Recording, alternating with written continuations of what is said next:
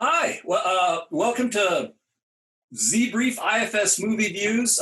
My name is Pablo Kielseth, and I'm the programmer for the International Film Series at CU Boulder, and I'm joined today by IFS projectionist and cinema studies student Anastasia Matthews. Anastasia, thanks for joining, as always. While we are quarantined in our homes, Anastasia and I have been getting together in the Zoom room to discuss different movie titles. Normally, we look at some of the theatrical VOD titles that you can stream from the IFS website, all proceeds of which get split 50-50 between the independent distributors that own the exhibition rights to those movies and the IFS, which normally would be screening said movies on the big screen in our 400-seat auditorium. But that not being possible, we've been going remote lately. But tonight, Anastasia and I decided to take a little break from that routine to highlight a wonderful movie that you can watch right now on the Criterion channel. And the movie is one that we screened at the IFS that I selected actually for the IFS program back in for the January 2001 program. And that's the cover of the program. The movie was Yi Yi. And the thing that really killed me about this movie is that I screened it. It's a long movie. It's 3 hours long, basically. And I screened it right after I had programmed Time Regained, which is another 3-hour film.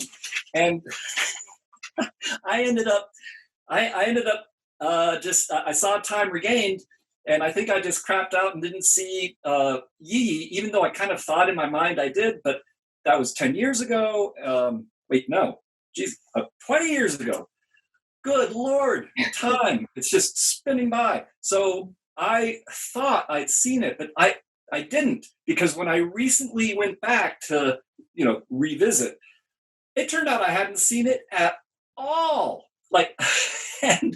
And what stuns me is that this Yi Yi, it floored me. And I can't believe that a film curator and programmer of art house movies,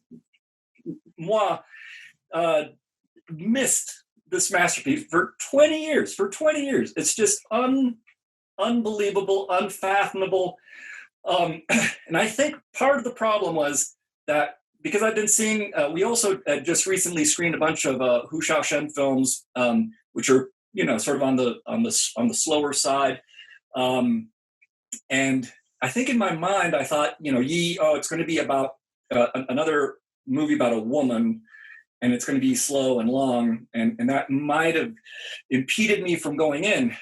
But the fact is, the literal translation of Yi Yi from Chinese to English is 1-1.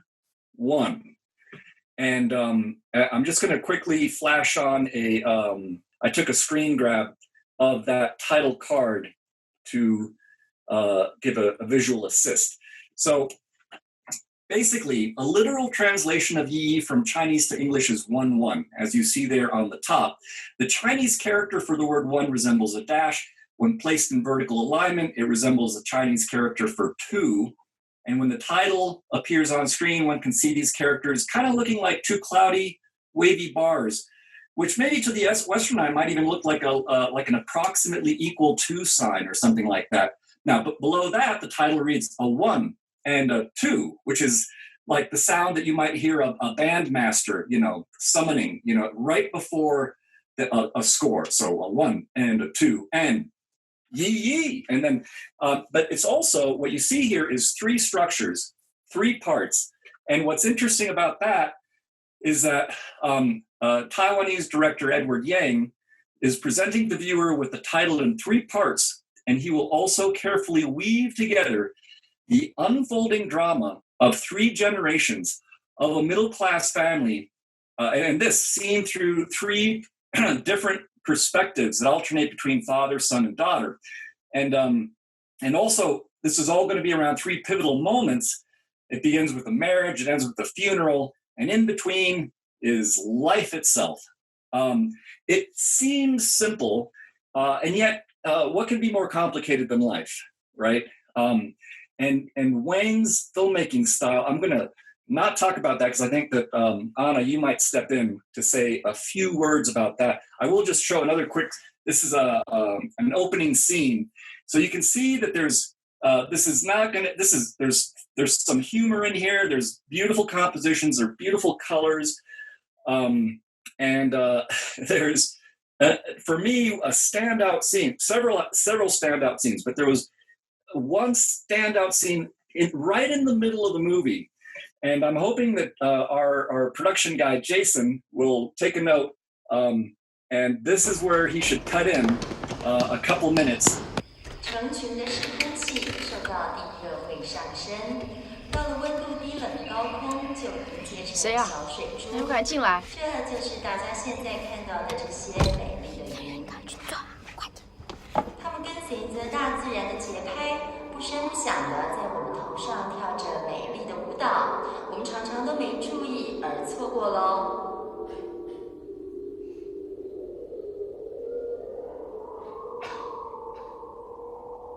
他们的舞越跳越高，不知不觉地把自己就变成了小宾利，然后穿过云层，飞向地面。在这飞翔的过程里，小宾利在空中留下了正电，把自己变成负电的。赶快把门关起来！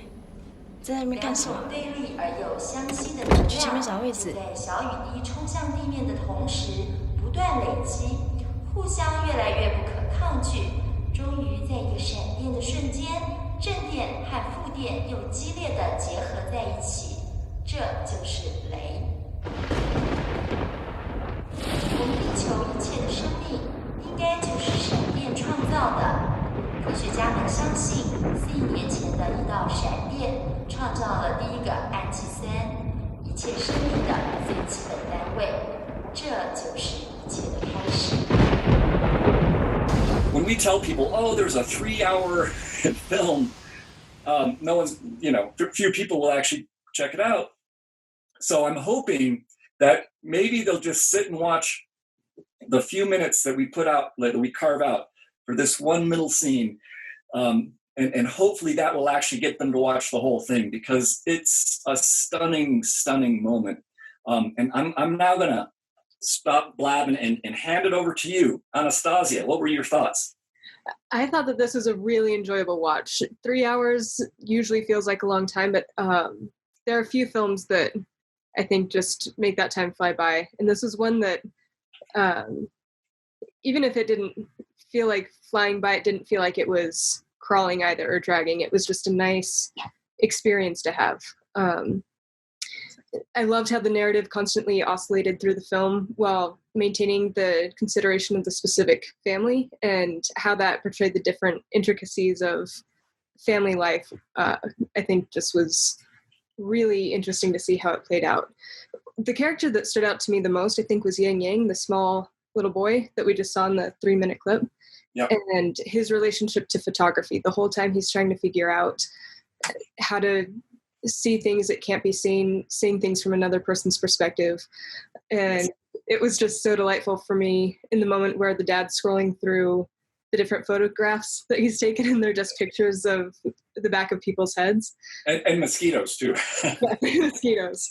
Things that can't normally be seen. And I don't think it's a coincidence that Yang Yang, sort of shares a name with the director.